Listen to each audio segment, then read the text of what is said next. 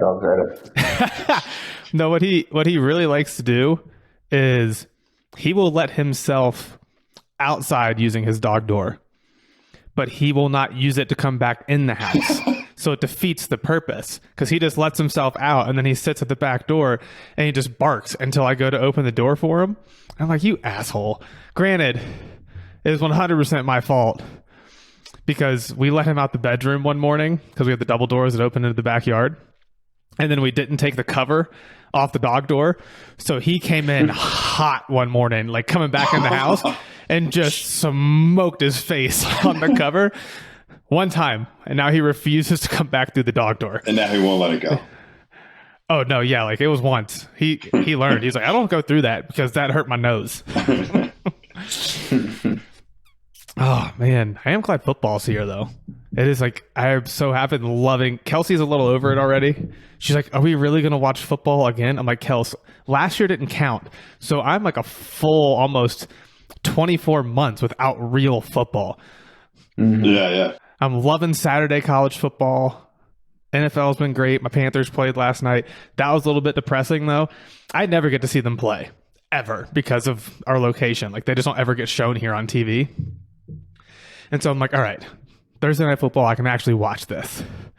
Whenever I turned the game on, first drive, amazing. We looked unbelievable. Like 80-yard drive, boom, boom, boom, super efficient. Christian McCaffrey looked incredible, touchdown.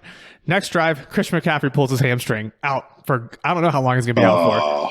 I was so depressed. I'm like, really? I never get to watch you play, bro.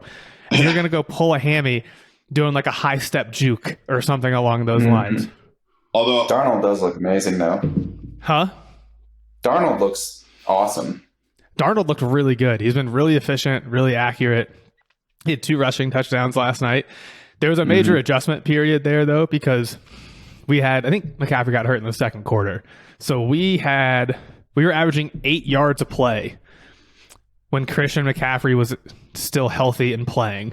And then he came out of the game and we averaged 2 yards a play for the next quarter and a half until we made some adjustments in the fourth quarter and then started to pull away. But I mean, the offense revolves around the Great White Hope. Yeah. It's also just nice getting to watch these athletes, because for me, when I think of this total package athlete concept, I tend to think football more than anything, like middle linebacker, free safety, strong safety, running back, because it's like, no offense to other sports. Like, I played baseball. I love baseball. You have freaks in baseball, but you don't really get to see people flash the athleticism, like the strength and the power and the speed like you do in football. Like, you see crazy kangaroos in basketball, but you just you don't see the dude that's 260 running a 4.4 just absolutely annihilate some dude. Oh, yeah. And I'm just like, this is so incredible. This is just awesome. I love watching this. Or you watch the guys. Too, is that there's a lot of positions, you don't necessarily need skill with the ball. You can just be a freak. Mm-hmm. Exactly. Yeah. It's and the other thing that is, I really love watching, especially when you have good running backs or slot receivers that are unbelievably fast and their cuts are just stupid. Especially it's the cut off your inside leg, because not many people can do that. When the people are basically running on a 45-degree angle to their left full speed, and then they fucking throw a cut off their inside right foot and go back that way, and then everybody just keeps running in this direction, I'm like, oh my goodness, that's nasty. Yeah. The fact that you're doing it to those DBs who are also the freakiest of the freaks is saying something. Mm-hmm. Yeah, I know. But we're not going to talk about football for the entire show today. Although we could, I would be totally fine just having an episode where we do nothing but talk football for an hour. I don't know if our listeners would really appreciate that. But this is going to be a little bit of a shotgun episode, shotgun blast. We're going to hit a couple of different topics and things, not stay on any one topic, but just wide scope today. And where we're going to start here is this concept of phase change. So I've used that in a couple of different languages, right? I'm thinking more block periodization here, right? We go through blocks of training emphasis. You could also think of them as phases, right? I go through phases or sequencing of programming in terms of what we're going to focus on right now. And there's kind of this spectrum that exists and we were texting back and forth about this a little bit before we jumped on of, right, like we have people that are in need of changing things up a little bit more often. They need this phase change to come in. Like the example was, I have a bunch of people finishing the total package track, like their program in the training team right now, and they're crushing PRs. Like one guy's like, hey dude, I just PR'd 14 out of the 16 metrics we tested in. I was like, nice. Yeah. Right. But it gets pretty aggressive. And by the time you're wrapping up a training cycle that's 14 weeks long, you start to feel it. You're a little bit beat up, your joints and things along those lines. And so that's a perfect time for us to then have a phase change. We need to change our focus. We need to change our emphasis. We need to totally change exercise selection potentially. Let's just go do something totally different for 3 to 6 weeks and just let you kind of come down and recover, give you a different stimulus, let you have fun. So that's the people on one side of the spectrum. But then Keiran, you had mentioned, right, when we take people that have this lower training age, and it's like, well, I need muscle confusion because if my muscles aren't confused, they're never going to get any bigger because science. But when you have a lower training age, you don't want to change things nearly as often. You need way more just repetition and exposure and skill building. And so that training age is, I think, a really good metric to base off of when we're thinking about how often are we alternating and changing blocks or phases of training with different emphasis? How often are we changing exercises? This sequencing concept in programming, which is so important. And so I think that'd be a really just good place to start today. And then we'll get going from there. So Ryan, I don't know if you want to lead the charge here because you were the one that had originally kind of pinged the concept of sequencing, which I thought would be a really good topic for today, especially when we're talking the type of athletes we're working with, where we're not trying to just get good at one outcome. Like our goal is not just to be strong in a squat, bench, and deadlift. Our goal is to be strong in a squat, bench, and deadlift, but still be able to jump, sprint, and cut, and still have endurance, and still move really well, and still be jacked. And so the conversation changes when we add more variables. But I'll let you just kind of kick off with some thoughts on this topic. Yeah, I think for the traditional client that we work with inside of Rebel and the programs that we offer, the strength, the stamina are going to be kind of the two big things. We've definitely got some element of speed. Those are kind of your three primary domains that we're going to accomplish. And, going all the way back, I know we've mentioned Silverback a lot, but that was the first, I think, realization for me about what is possible in terms of maximizing potential in multiple directions at once. Because at some point, there is going to be interference. The training that I do to be strong can interfere with conditioning and vice versa. And speed is a completely different animal in terms of muscle contraction velocities and turnover compared to strength. So, there are competing elements here. But I think for the average person, if it's structured well, they can take these pretty far out for a pretty long period of time. I would say if you've specialized in some kind of training, whether powerlifting or just kind of your functional training, and you really take a methodical approach to this, I think most people have at least 2 to 5 years to push the boundaries in all directions simultaneously. I really believe that's possible for the average trainee listening to this. Now, as far as sequencing, there are two things that I feel that are kind of competing. One is this concept of, I'm going to work on this component, and then I'm going to work on the next component, and then the next component, kind of this block periodization, if you will. On the other side of the spectrum is you have this vertical integration where there's a thread of everything at all times. So, what it comes down to me is ultimately we're discussing the consolidation of stressors.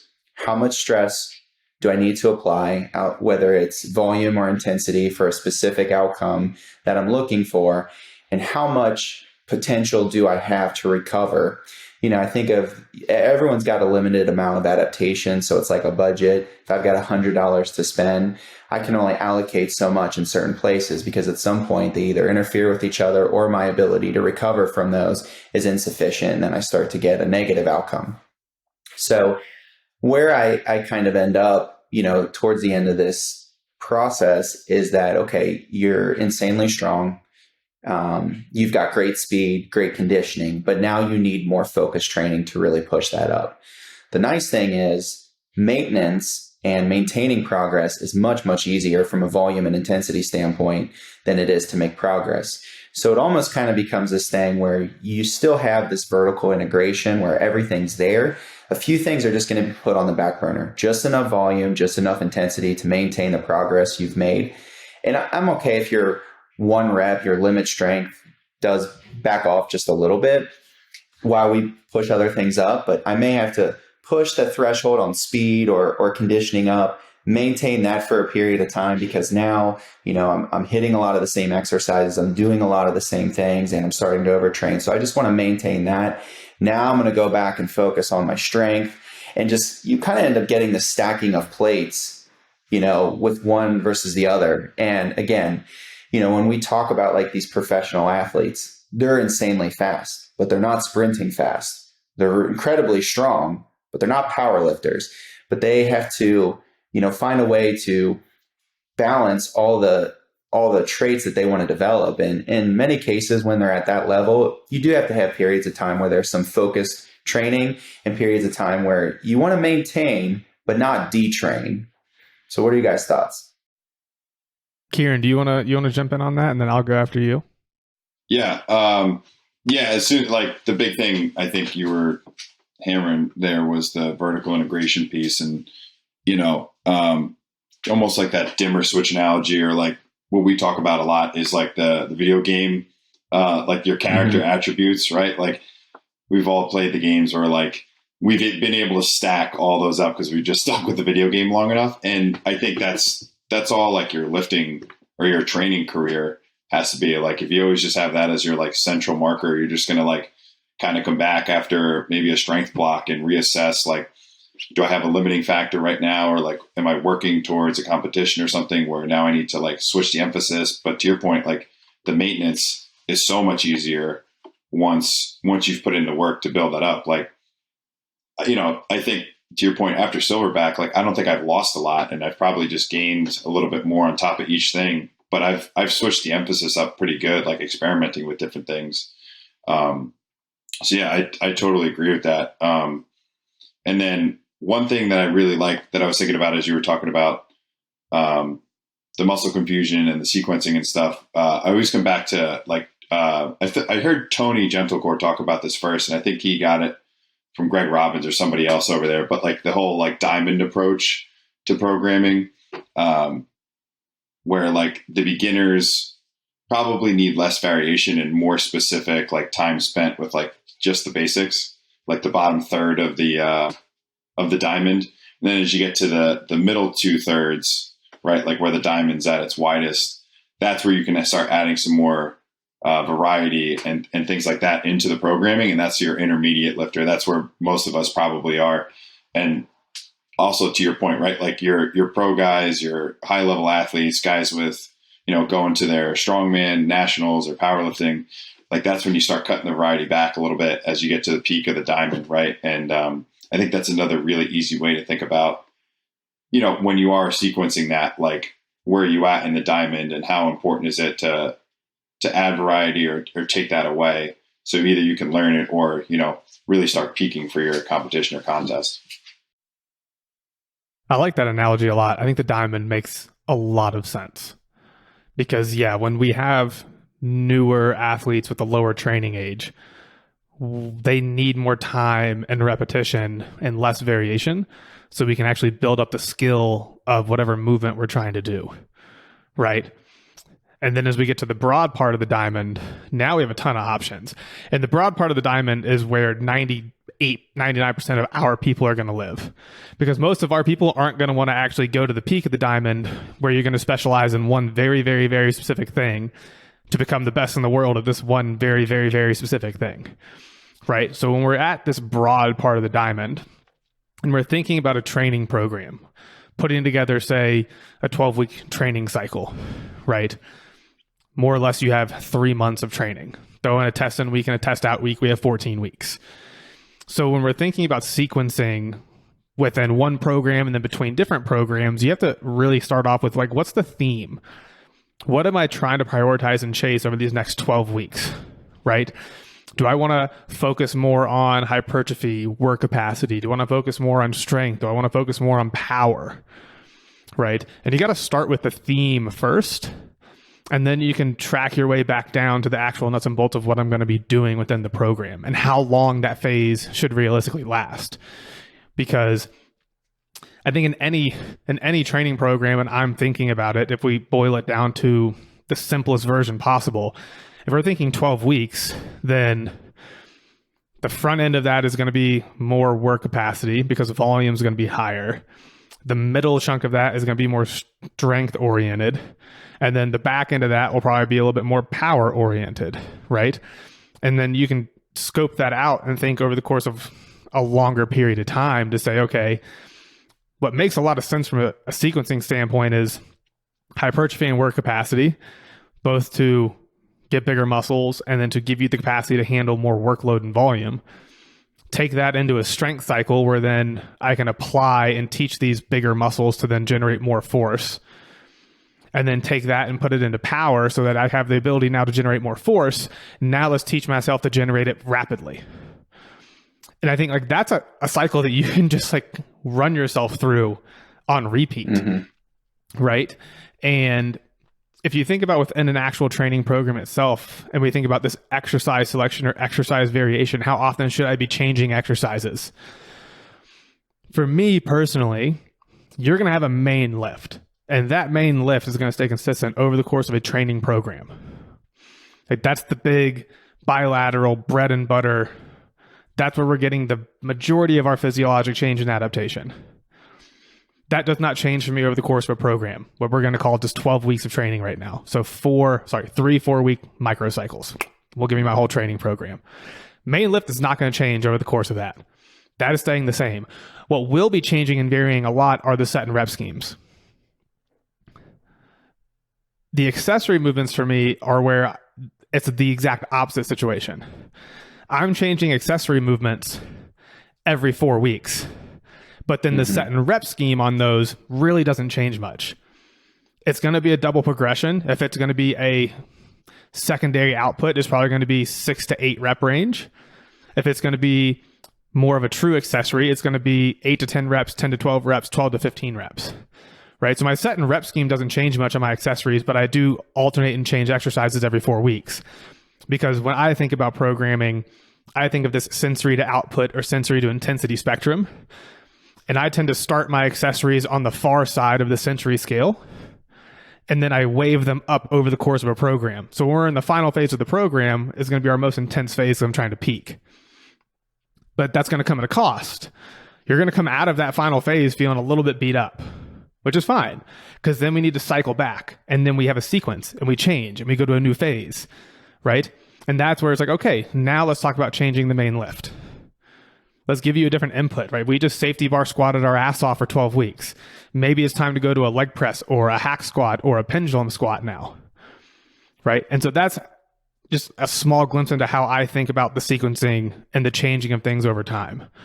Because one of the mistakes I see is people will change that main lift way too often. And it's like, guys, that's got to stay. Like that's the show, right? We don't want to change that too often. Where you're going to get a lot of your variation in exercise selection will be more the accessories. What are you guys' thoughts on that as a scheme?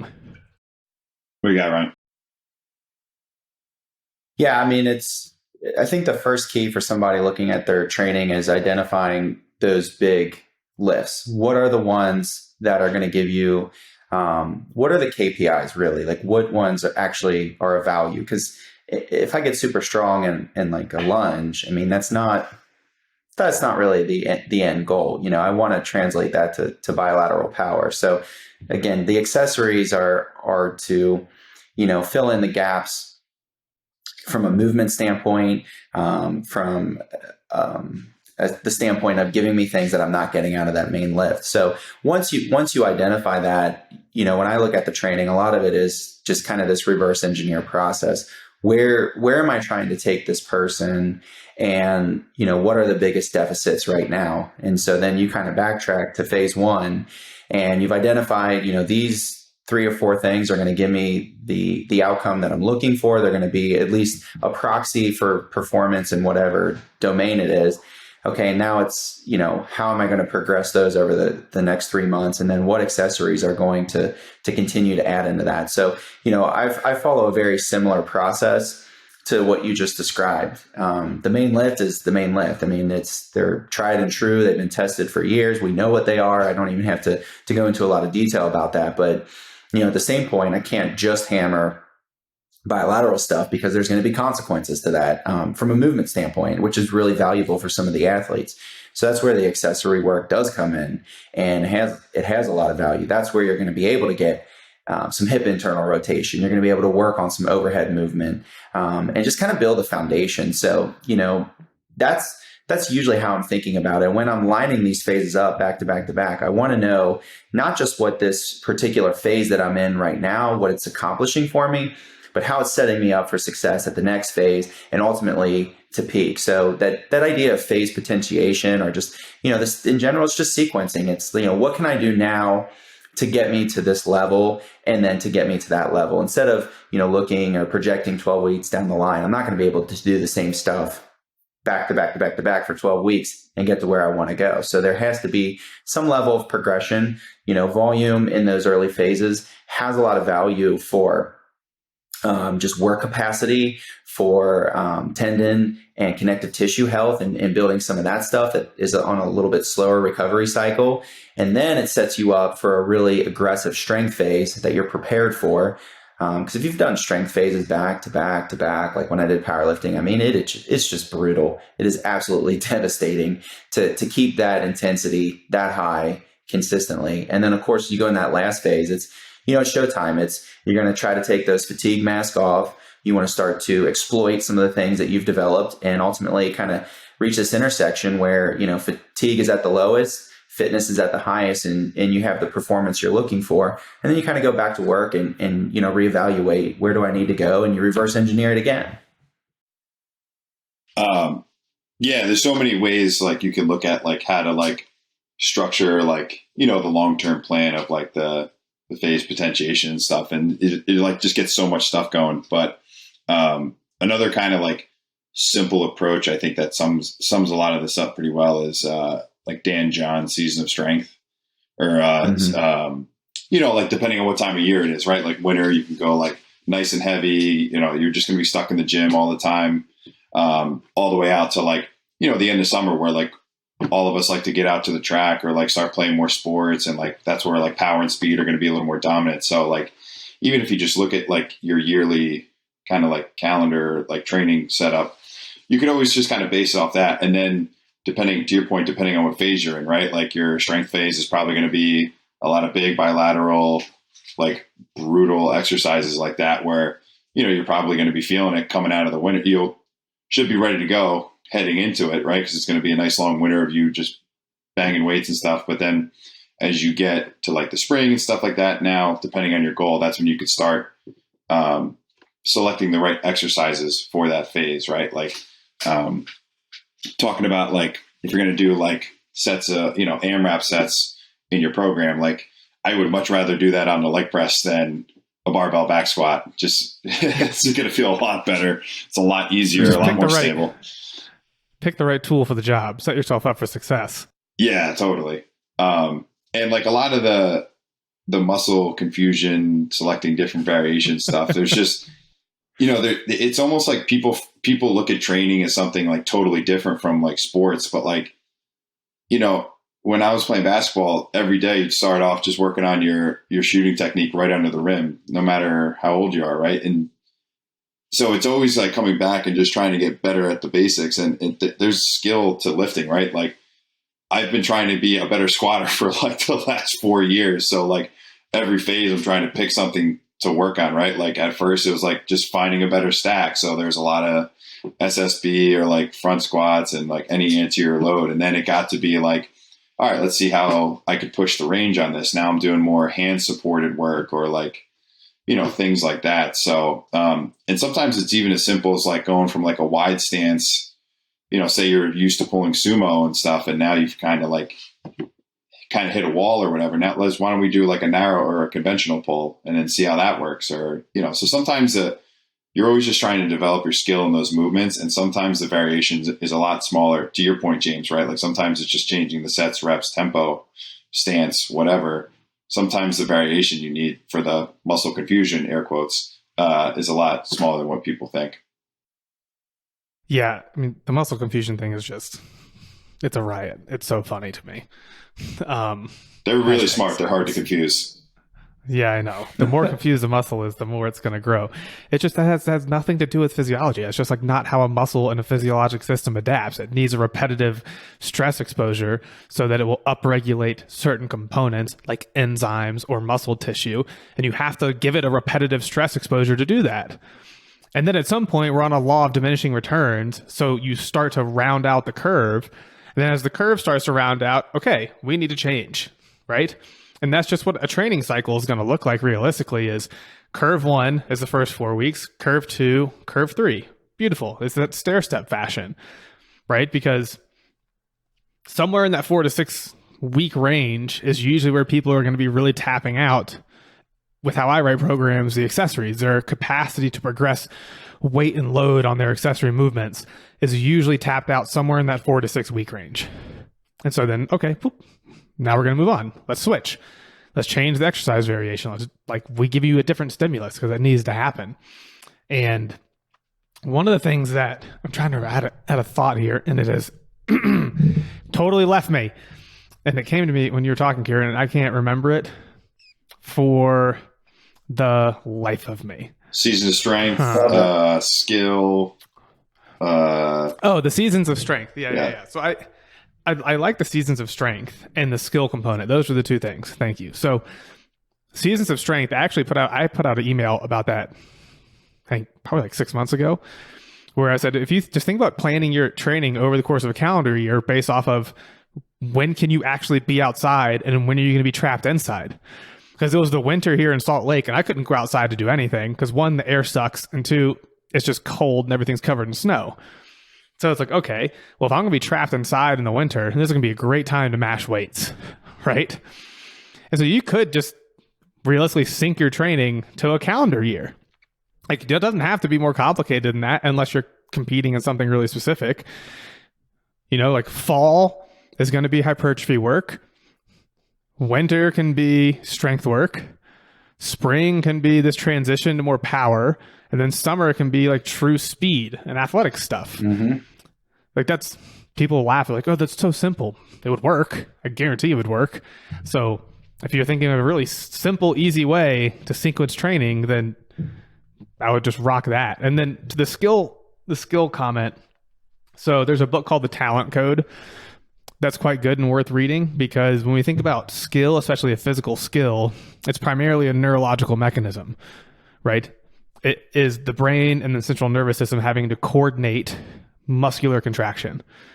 Mm-hmm. And the key element there, when we think about skill, like myelin is something that comes into play here big time. So myelin is what wraps your neurons, right? This myelin sheath. And so what the myelin does is it drastically impacts the speed at which signals can be sent and transmitted. And so one way to think about skill, or one way that skill will be expressed, is the person that has the most myelinated neuron pathway will have greater skill at this one particular physical task, etc. Because the way the myelin essentially works, an easy analogy is, so if you think you have a neuron, so we have starting point A, and you're sending a signal down this neuron to point B. Well, if you don't have any myelin, then you have to depolarize all the way down the neuron to get there, right? It'd be similar to saying, I'm going to line up 100 people, and we're going to see how long it goes to take from person 1 to person 100. Every single person in the line has to clap, but you can only clap when the person directly in front of you claps, right? So person 1 claps, then person 2 can clap, then person 3, then 4, and you do that all the way down the line until you get to 100. What myelin does is it allows you to jump the line because it allows the depolarization to essentially have 1 point, myelin sheath, and it skips over that, and then it goes to depolarize the next section. So in our person clapping line example, If we had myelin on board, that means person 1 can clap, and then person 25 claps when they hear person 1 clap, and then person 50 claps when they hear person 25 clap. And you just got to think about, okay, well, at which example are we going to get the person 100 faster? It's going to be way faster where I'm skipping 25 people a go. And so that's what myelin's doing. And the example I brought up when I talked about this recently was with inverting set and rep schemes, because it needs to be high quality work for us to actually develop that skill and to layer on this myelin. It needs the repetition and exposure. So as opposed to hitting like 4 to 5 sets of 10, maybe I hit 10 sets of 5 and I drop my rest time a little bit. And every single rep is going to be super high quality, super high intent. I'm not getting sloppy. Right. I think that's one of the reasons that a lot of our athletes are so successful and hit such big PRs, is because we take them and we flip what they've been doing. It's like, hey, instead of hitting 5 sets of 10, where you probably get 5 to 6 good reps, and then your last 4 reps are probably, if we're being honest, low intent, a little bit lazy, and kind of trash. Like, so as opposed to hitting 25 really high quality reps out of 50, now when I do 10 sets of 5, like, you are locked in, and I'm getting 50 really high quality dialed in reps. I'm building that skill. I'm layering on more myelin as one simple example in this realm. But that's one way that I like to think about that skill acquisition component, right? It's like you need that repeated exposure. That's why that main lift needs to stay the same for an extended period of time. And then we'll change it, right? Change it every 12 to 16 weeks. If you safety bar squat, go to a hack squat, right? Like if you barbell bench press, maybe switch the bar. Go to a Cadillac bar. Change your foot position. Bring your feet up on the bench. Put your feet on the ground, right? Like you have ways of manipulating and changing these things. And it's just, I don't know. I feel like people try to make this way more complicated and harder than it needs to be. I don't know. Maybe I'm biased. I just don't feel like what we do is that, like, really that complex. It's not that hard. It's just people try to make it really hard and confusing. Right? Forget about the muscle confusion. Now I'm confused.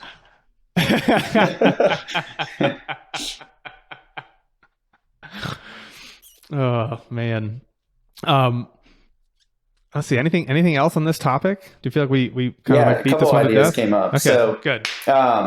The inverted set and rep scheme, I think you can end up cranking a lot more volume out of that. So if you're listening, instead of doing 3 sets of 10, it would be 10 sets of 3 or something in that ballpark. I always think about, the approximation to fatigue. Are there 2 reps in the tank? Is there 1? Because the closer every set gets to your threshold, the less overall volume you're going to be able to accumulate. So just by inverting that set and rep scheme right away, you've got a huge buffer, and you can just continue that and really develop the skill of that. Now, I'll use myself as an example. So the first time I squatted 500 pounds was 9 months after I broke my tibia. And the only difference in that, so I had probably 8 weeks where I couldn't squat anything more than like a 16 kilo bell. But I was squatting 4 times a week. It's pretty low threshold. I don't think I touched more than 350 pounds the entire prep. Tested it a week before the powerlifting meet just to see where I was at. Hit 500 in the gym. Was testing for silverback that week. So I did a 30-minute run on Sunday and then squatted the next Saturday at competition and hit 50, whatever it is. I don't even remember now. So that level of practice, that consistency, for the average or the intermediate person, it's extremely valuable to get a ton of work in, even if it's not at a high intensity. And I'm saying, I don't want to confuse low intensity with easy, because that's not at all what I'm saying. And that's what some people hear. It's train soft. It's just lower intensity. And, kind of back to the myelin in the whole concept of building skill, when I watch a beginner squat, every rep looks different. There's a lot of variability in outcome.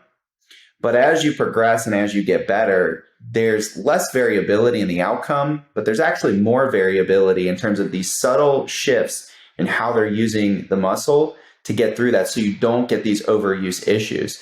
And it's just through practice and focused technique that you can really develop when you have a large volume of work at a lower intensity. that allows you to get that.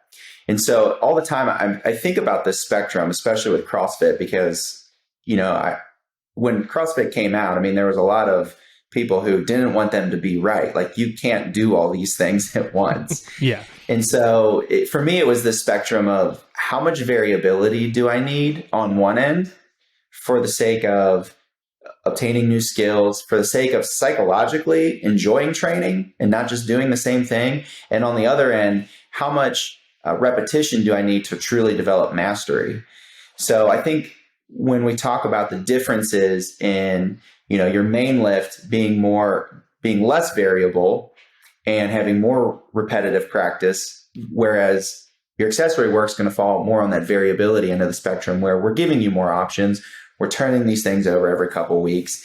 It's going to be same but different, right? I'm going from a split squat to a reverse lunge to a forward lunge. So, I mean, they're in the same household, but there's just enough variation that it allows me to make progress. So, those are just a couple of things that come up, but I can't emphasize enough what I think a huge amount of sub-maximal work does for the average lifter.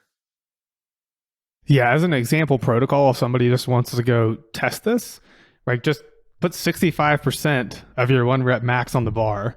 You're going to do 5 reps every 60 to 90 seconds.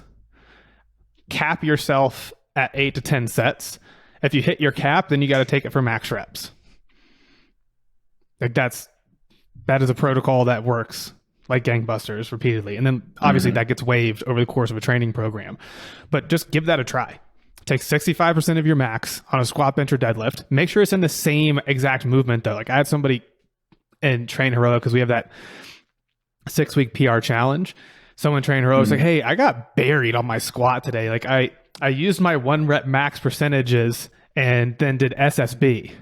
And I was like, bro, what are you doing? No, you're going to get absolutely buried. Like, you can't take your straight bar back squat numbers and then just throw them straight on a safety bar. You're going to get torched. So make sure that it's within the same exact movement. Take 65%. Question mark sets by 5 reps every 60 to 90 seconds. Cap it anywhere in 8 to 10 sets. If you hit your cap, just go for max reps. If you don't reach your cap, that's fine. Because that auto regulation is going to be dependent upon you as an athlete, your physiology, probably going to be largely dependent upon fiber type distribution, right? If you're going to be a little bit more shifted towards that slow side, you're going to recover like a boss. If you're going to be a little bit more shifted to that fast twitchy side like me, you're going to tap out a little bit faster because you just get gassed, right? Mm-hmm. I love the inverted sets reps. Those are way more fun, especially if you're a little more like power oriented. Like, you can just put a whole lot of effort and just keep going. You just feel like that's fun. Dude, one of the things in that, real quick, sorry, I was going to interrupt you super fast. I was going to say, like, something about that inverted set and rep scheme structure. By the time you're on probably set 4 or 5, you just feel like you are on absolute fire. You're like, in a really good way. Like, neurologically, I don't know exactly what it is, but the aggression and the intensity, dude, you're just like, it's like a pit bull that's been locked up too long. And you're like, bro, come on, let's get me to the next set. Come on. Like, you're just so amped. Whereas just personally for me, if I start hitting 10, 12 rep sets on my big movements, right? Like, we need to make the distinction here. This inverted set and rep scheme is not something you do on accessories. We're talking about your big bilateral main output movement for the day. If I start pushing those like 10, 12 reps, I don't have that same focus and intensity. I don't get that just kind of like fire feeling that I get when those things are inverted. Like, if people watch me train on an inverted set and rep scheme, they probably think I'm a lunatic. Because by the time I hit set 5, I'm just stomping around, just like cranking my head to whatever I'm listening to, like just motherfucking myself a little bit. Yeah. Well, I mean, I've used that even like, I mean, it's awesome for us, but then I'll also use that for clients and stuff who like kind of come in and like last minute, they have like their adult, like, soccer league got changed and now they're going to play in 2 hours, or somebody's going to play golf like later on today. And so instead of doing like the traditional, what we were doing, like, 3 by 10, for instance, right? We'll do the inverted, and we'll actually do that where we cut the volume in half a little bit, like right when they get to that point of like being super jazzed up and they're feeling really good, and then we'll cut them right there. To your point, right? Like about to let the dog off the leash, but you just hold them back a little bit. And I've had everybody come back and say, "Oh, I was ready to go at the game," or like whatever it is that they're doing. So that's a really, really nice protocol, even because you still kind of in the same wheelhouse for the total volume, but like you're just priming them for the day, right? But then the one thing I was going to say to piggyback off of Ryan's point was like in terms of the variability and stuff, and like how much do I want to master this versus like, you know, challenging the learning of something versus like just having some fun with like the accessories and stuff. But I really like how we at Rebel, James, you had the like the volume and the intensity. Like obviously it's kind of inverted as you go along, but then if you just add one more line with like complexity or variability, depending on if you're looking at your main or your accessory, right? That could be a little higher earlier on, a little less later on if you're trying to peak, or if you're, you know, if you're a little lower training age and we're trying to one, build the basics, but then two, expand your movement library. It can almost go the other way where it's pretty low at first, and then now you're spiking it towards the end of the training block where now you have a little more control over your body or the movement or whatever like that. So Totally agree. Yeah, I think the volume and intensity lines are just the most core foundational piece of strength and conditioning, right? Like if you know nothing else, but you at least understand what volume and intensity should do over time, you're probably going to do okay. But the line that really needs to get thrown on there that takes things to the next level, where we're able to get this performance and actually feel good while we do so, you have to add this complexity or sensory motor or variability line on there as well. That's the game changer. When you understand how that line moves in coordination with volume and intensity, now we're in the position of, oh, I'm crushing PRs. I'm feeling better than I ever have before. Because I think a lot of people are good at the volume and intensity bit. A lot of people.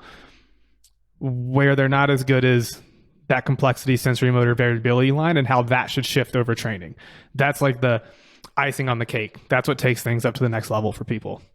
100%. In my experience, at least. Yeah, 100%. Nice, guys. Yeah. You know, one of the conversations we have with a lot of people is, okay, your main lift is not a time that I want you to think. It's time to go. The cue is push. The cue is, you know, shove your body into the bar if you're doing a squat. That's it. Don't worry about staying stacked. Don't worry about, you know, all these little things. The time for that is later. We can do that on the unilateral. We'll do tempo work. You know, that's where you want to maybe sprinkle some of that stuff in. And even at the later phases of the training cycle, we're not too worried about it at that point. You know, we should have done enough to establish that. Again, if we talk about skills, like you don't want a guy thinking too much, you know, when he's teeing off about the execution of his swing, right? He just needs to get up there and smack it. But there's opportunities where you've got to refine that skill. You're going to make changes. You're going to, you know, tweak the angle of the club head or, you know, whatever it is inside of training. And that's kind of how I approach it. Cause we do, you know, a lot of our older guys golf, so they get that. But that's just one of the ways I think about it. Yeah, I think that's very true because like in anything, there are going to be periods where you have to slow it down and be really cognitive and really focus on the minor tweaks and adjustments and technique. But when it comes time to go, if you're still thinking, you're going to be really slow and unathletic and not powerful, right? Like talk to any really good athlete and they're not thinking about anything. Their brain is off. It's just pure flow state. They've done their work elsewhere so that when they show up on game day, which for us is going to be that main lift usually, or when we run our in-house competitions, that's not the time to be thinking. The thinking should have taken place elsewhere. This is the time of brain is shut off. I'm flow state mode. We're just going. Because if you're sitting there like thinking to yourself, okay, well, I need to do this. I need to do this. And then you're running through this massive checklist of things. It's not going to work out well. It's going to be terrible. Yeah. Most people have enough on their plate during the day anyway. Sometimes that's like people's haven to like come and like just shut it off and like just go. Yeah. Yeah. And to your point, Ryan, with the main lift, that's where it's so important just to choose the right exercise variation for that person. Don't choose a variation that makes it really, really, really hard for them to be in a good position. because then they are going to have to spend all their time thinking, or if they don't spend all their time thinking, then they're going to be in pain. They're going to hurt. It's just start the clock, right? That's where I think people need to be a little bit more flexible. When you're choosing that big main lift, literally stack the deck in the person's favor, pun intended, because we're trying to get a stack, right? Maybe it's an SSB squat, maybe it's a hack squat, maybe it's putting your feet up on the bench instead of having them down on the ground, whatever it is. Choose the variation that allows the person in front of you to more or less totally shut their brain off and just focus on pure output. Just fucking gas pedal down, go. Because those, like, I can find it for anybody, assuming I have enough access to equipment. Right? Because that's not the place where we're going to be working on. Yeah, I think we've hammered that. I don't need to beat that dead horse anymore. Nice, guys. Anything else here on this? I feel like we've done we've talked our way around this pretty successfully, I'm hoping. I think it'd be good to just throw out a few of the potential barriers that people kind of screw up when they're writing programs for themselves. I mean, obviously they can come to Rebel and we'll help them, but like when you're setting this up, what things do you see a lot of people screw up? Keiran, do you want to take that one first? Yeah, probably not understanding the volume, intensity, and then throwing the complexity, variation, sensory motor on top of that. It's just like they're trying to fill all the attribute bars as quickly as they can. So not understanding the interplay of all three of those. It's really hard to even select an exercise that you could do all those really well on. So probably trying to do too much too quickly and not having the dimmer switch on the volume, the intensity, and the complexity is probably the biggest one I see. Most of the time I'm having people like pull the reins back a little bit on something. They're trying to do too much too quickly. Just off the top of my head, that's probably the biggest barrier in getting people to understand the interplay of those. Yeah, I think the biggest barrier is just fitness workout ADD. They change shit all the time. When people try to do it themselves, they just end up overthinking everything, second guessing everything they do. They may have taken the time to sit down and write themselves a training program, and by the time they're on week 2.5 or 3, they're already changing things. So it's like, I don't like this. I'm going to change this. I'm going to change this. I'm going to change this. Or they can't get clear enough on what do I actually want to focus on. They get 3 weeks in, like, I think I want to focus on this now. And it's just, right? It's the Family Guy, piece of candy. That's what we see all the time. That's without question, when people try to do it all themselves, that is the number one thing we see. It's just, piece of candy. And then, piece of candy. So they're always changing things. They're always tweaking things. And you can't get better that way. You just can't. Like, that's the biggest mistake I see without question is just the fitness workout ADD, always tweaking, always changing, always overthinking it. If you're going to take the time to write a plan for yourself, you've got to force yourself and be disciplined. I'm going to do it as written. I'm not going to get in 3 weeks in and just change everything. But that's where people have a really hard time, because when they write it themselves, they get to week 3 and they start having questions. They start doubting what they wrote originally. And that's where having that resource as a coach to be like, no, we're good. Just do it. Stay on track. Yeah. That's the one I see without question the most often. Yeah. I think for me, if we tie in some of these other domains, so you want to get, we talk a lot about strength and, how to approach that. But if you're talking about adding in the speed elements and you're adding in the conditioning and other stuff, I think the important take home for me, and this is very much for myself because I'm a shit client for me, but you can have it all, but you can't do it all. And I think that's what you were getting at, James. And so, it kind of goes back to just, being intentional about where you're allocating your time of training. I think in general, if you've got 60 to 75 minutes, you should be able to get done what you need to get done. Very rarely I try to make workouts go much longer than that.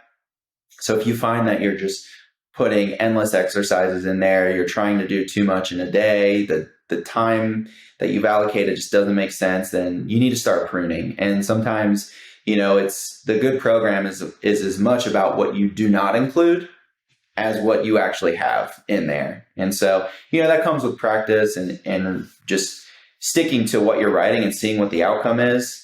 And then ultimately just refining that over time. Yeah, I would very much agree with that. 100%.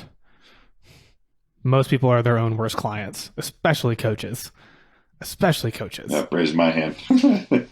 Right? Yeah. Because you think about what you end up doing. Like, I would never have allowed a client to do this, but I can do it because I'm different. Yeah, exactly. No warm up, sprint, deadlift, arms. That's it. Yep.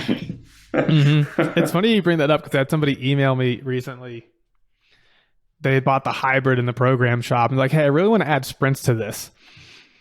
And I was like, man, to be honest, I'm not going to give you recommendations for that because I can't just throw in sprinting and have it not have an enormous ripple effect throughout the program is written a particular way. And if you want to really sprint, that's going to change a lot. It's not as simple as, can I just sub it in here for this? It's not really, no. Right? But that's a perfect example of it. I also want sprints, so I'm just going to throw that in too, without an appreciation for how all these different pieces are coming together.